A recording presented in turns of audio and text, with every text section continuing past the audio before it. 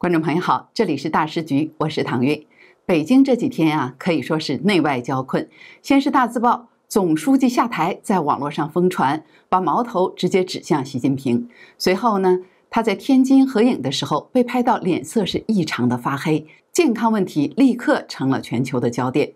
可是，在外部舞台上，更尴尬的事儿还在后头。9月2号，习近平见了老朋友普京，结果不仅被迫签下了西伯利亚力量2号天然气大单，还立刻送出了免签证的大礼，看起来呀，更像是被普京勒索。更意外的是，真正抢尽风头的不是普京，而是金正恩。他带着女儿金主爱做专列入京。中共动员了蔡奇、王毅、北京市长殷勇亲自迎接，规格甚至比普京还高。这一幕直接把习近平和普京都比下去了。内部有人喊下台，外部盟友又各怀鬼胎。这场看似热闹的大秀，到底是兄弟情深，还是互相算计的政治烟花呢？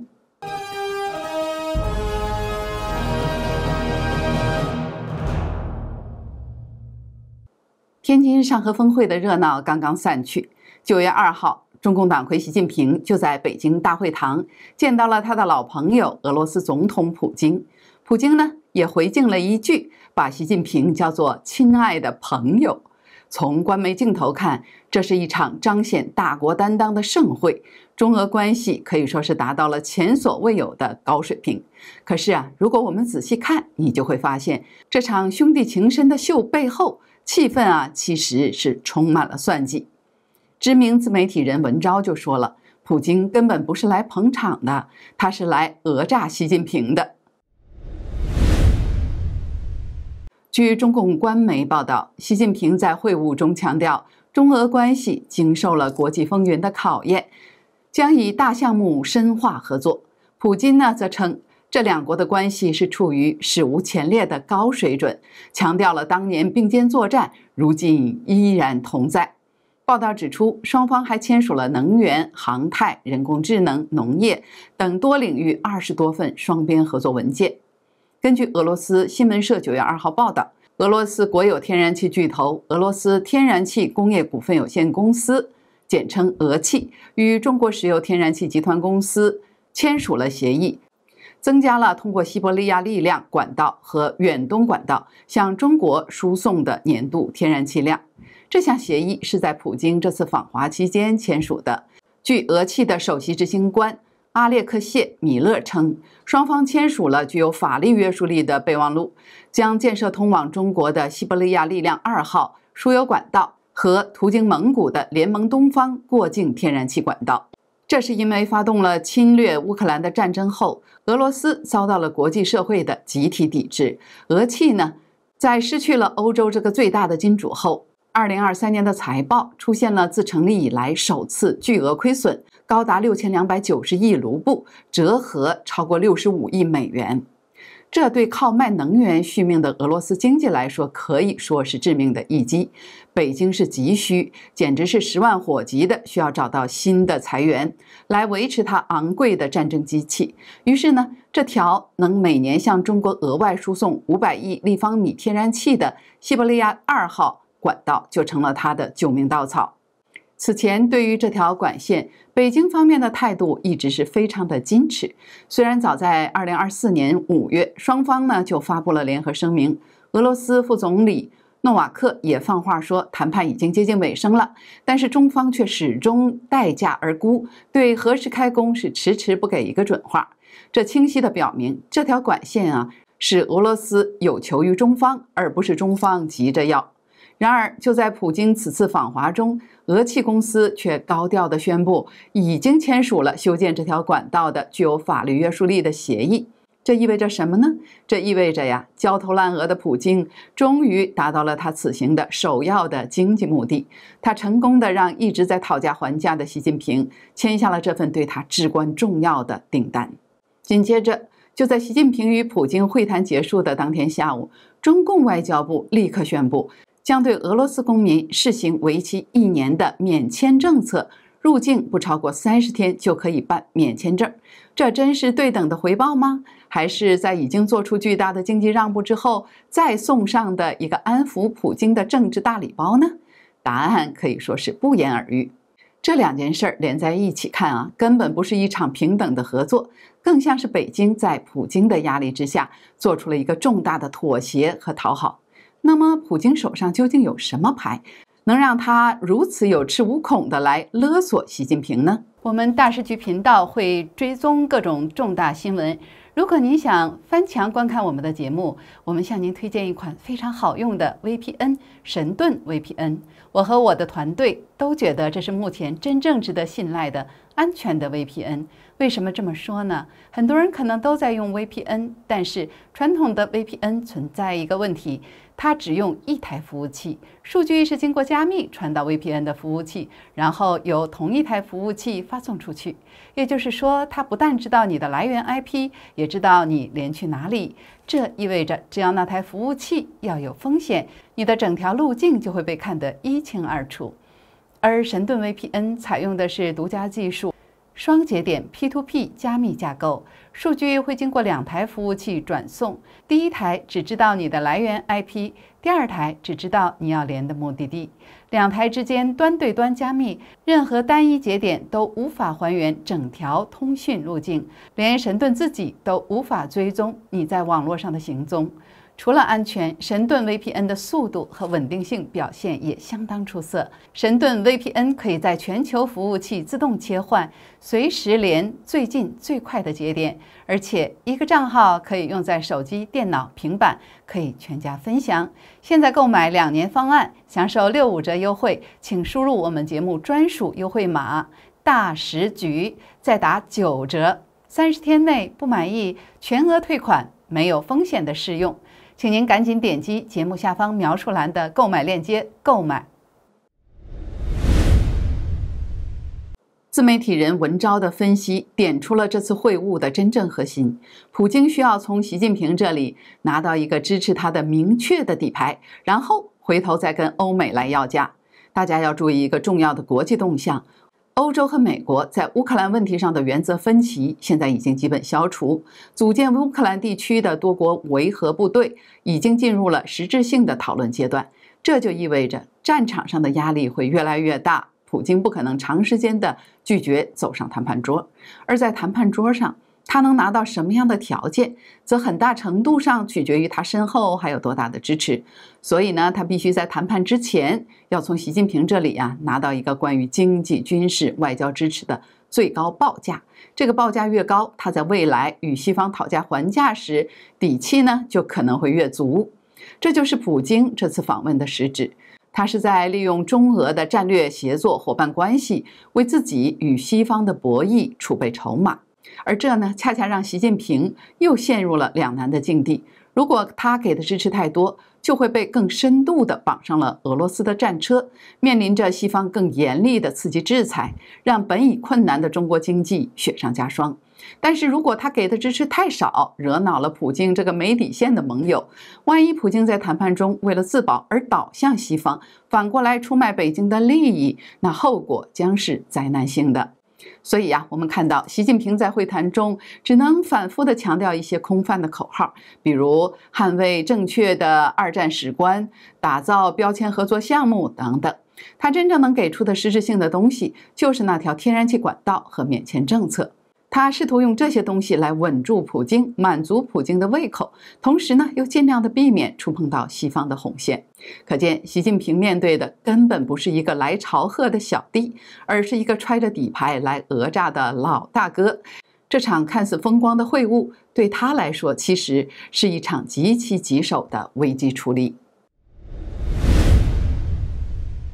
如果说中俄的核心关系是如此的不堪一击，那么北京试图拉拢的其他朋友就更是充满了变数。在上合峰会期间，一张习近平、普京和印度总理莫迪相谈甚欢的照片火遍了全球，这让很多人都猜测，在美国总统川普的关税大棒下，印度是不是真的要被推向中俄的怀抱了呢？然而，多位分析家都给出了否定的答案。印度的前驻华大使班巴瓦莱有一个非常精辟的形容：龙与象还没有开始共舞，他们只是在互相打量。为什么？因为横亘在中印之间的是深刻的结构性的矛盾，根本不是几张笑脸照片就能化解的。第一呢，领土争端和安全威胁。中印在长达3488公里的边界线上，长期是存在着争议。2020年还爆发了几十年来最血腥的冲突。更让印度无法放心的是，中共还是巴基斯坦最重要的防务伙伴。就在今年5月，巴基斯坦声称用中国制造的歼10C 战机击落了5架印度的战机，自己的邻国兼对手拿着另一个邻国兼对手的先进武器来打自己，这种深层次的不信任感其实是无法消除的。第二就是经济现实的制约。印度虽然和美国有贸易摩擦，但美国依然是印度商品最重要的市场。去年购买了价值775亿美元的印度商品，而中国和俄罗斯购买的量只是其中的一小部分。同时呢，印度也是高度依赖美国的技术和资本。美国财长贝森特就直接说了，上合组织的这些国家的居民人均收入不够高，中国自己也高度依赖西方市场，让印度放弃美国这个大市场，去加入一个吸引力不足的初级经济圈，这是不现实的。所以呢，印度的姿态是非常清晰的，他参加上合峰会是为了在多个大国之间搞战略平衡，以保持自己的独立性。但是他拒绝出席北京的阅兵式，就是明确的要告诉全世界，他不会和中俄的反美战车绑在一起。这场看似热络的中印俄三角，更像是一场脆弱的权益婚姻。一旦美国的压力减弱，随时就可能瓦解。如果说印度的态度让北京的全球南方领袖梦打了折扣，那么邀请金正恩就是北京在这场外交大秀中最露骨的一步棋。朝中社报道说，金正恩乘坐专列在9月2号下午4点抵达了北京站，同行的还有女儿金主爱。这列火车可不是普通的火车，而是金家3代乘船的移动堡垒，全车防弹，配备会议室、卫星通信、豪华餐车，沿线必须清场，特工随行护卫，速度虽慢，但安全至上。那么金正恩为什么要带女儿出场呢？韩媒和专家普遍认为，这是向内外释放世袭接班的信号。金主爱近年来是频繁的公开亮相，被视为接班的人选之一。而这次中方给出的规格是非常的高，中共中央政治局常委、中央书记处书记、中央办公厅主任蔡奇，中共中央政治局委员、国务院委员兼外交部长王毅，还有中共中央候补委员、北京市市长殷勇齐聚北京站迎接这样的排场甚至超过了普京在天津接受的接待。普京到达天津参加上合峰会时，中方只是中共中央政治局委员、天津市委书记陈敏尔接机。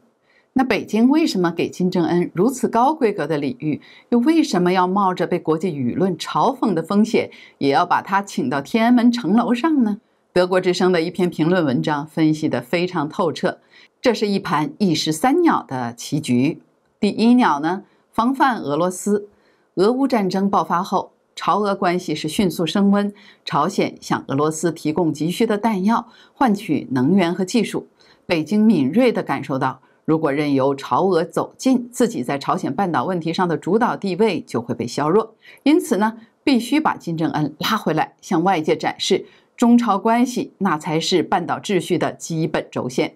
第二鸟，提前布局金川会。川普重返白宫后，其外交风格偏好领袖对领袖的直接交易，未来再次出现金川会的可能性是极高的。北京绝不能允许自己被边缘化，通过阅兵这种高规格的场合，是提前向华盛顿释放一个信号：朝鲜问题没有北京就没有解决方案。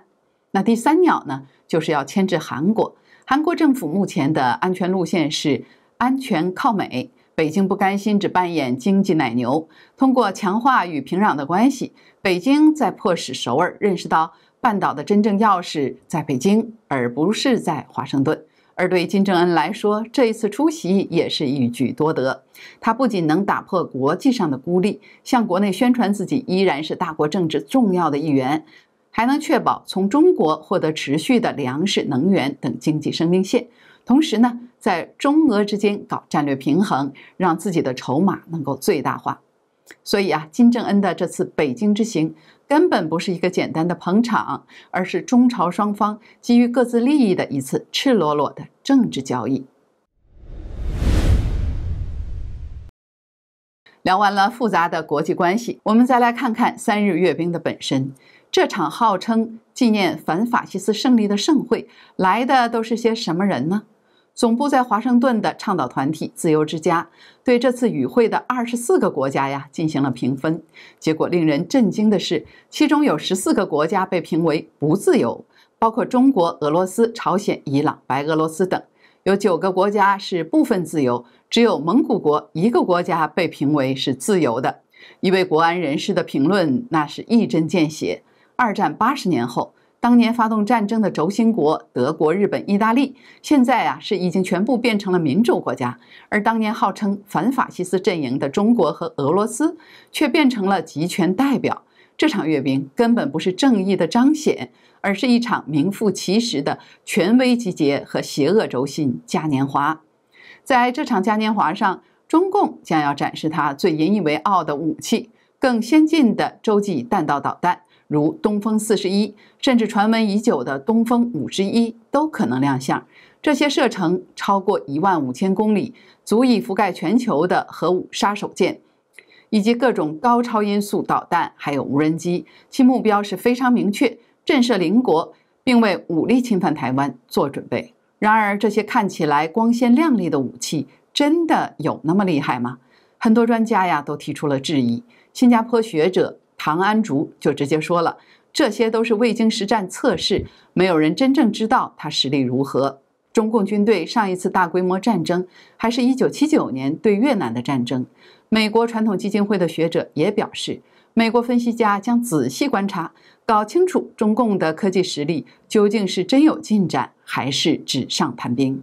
美国国务院前亚太驻青史迪威将军的评论更为尖锐，他认为这场阅兵根本就是为了糊弄中国人。他说，其目的呀，就是要向中国人宣言，他花了那么多钱，人们在习近平治下受了这么多苦，并没有完全白费。他指出，阅兵是为了把中国人的注意力转移到所谓的外部敌人身上，这样人们就不会再关注中共内部的失败了。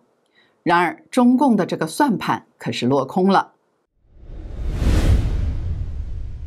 继重庆大学城反共标语事件，还有中南海国务院大楼惊爆有人高喊习近平下台的传闻后，北京一份要求总书记下台的大字报又在网络热传。海外多个自媒体平台显示，8月31号，在北京一处公告栏里，惊现有人张贴的大字报，题目是“总书记下台”，当中提出了3个具体的要求。第一点呢，是当前国际形势复杂多变，中国的政治工作要随着国际形势的变化而变化，但总书记担任的政治工作效果不明显，贪污分子以团伙化、集团化的形式出现，而成为合理合法的行为。第二点的意思就是说，前几天中共的电视频道对总书记褒奖了一番，对其在福建到浙江任职期间的功劳报道的点滴不漏，但作为领导人，他做的工作其实是职责所在。第三点，直指根据现实情况，习近平很不适合担任总书记职务等等。这篇大字报的落款是老工人，时间是2025年8月13号。但目前并不清楚这份大字报张贴的具体位置，也不知道这署名老工人是一个人还是一个团体。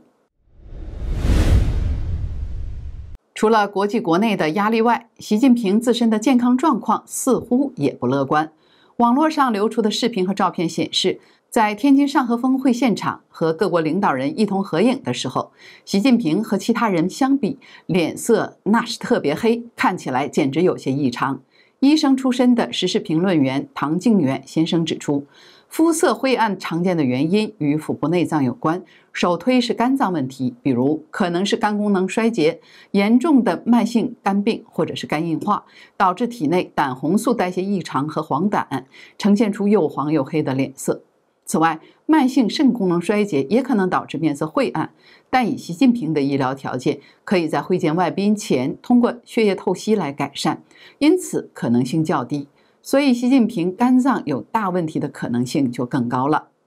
好了，我们回到这场持续了数天的大秀，可以说这是一场精心设计的，目的是展示一个以中俄为核心，拉拢全球权威国家，挑战美国秩序的鸿篇巨制。但当我们揭开那层兄弟情深的面纱，看到的却是一个濒临破产的战争发动者，前来勒索一个内外交困的独裁者。我们看到的是，普京为了拿到救命钱和谈判的筹码，不得不放下身段，而习近平为了维持这个看似强大的联盟不至于崩盘，不得不打肿脸充胖子，签下了城下之盟。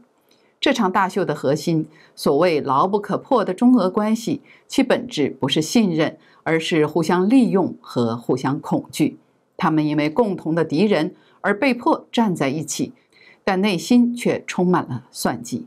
而这场汇集了全球绝大多数不自由国家的阅兵，与其说是纪念反法西斯，不如说是这两个内心虚弱的独裁者需要用一场盛大的烟花秀来为自己壮胆，来向国内的民众证明自己的统治合法性。可以预见，在这场烟花秀之后，无论是国际还是国内，很多事情都将快速的推进。请订阅、分享、打开小铃铛，让我们一起在动荡中坚守真相，在黑暗中点燃希望。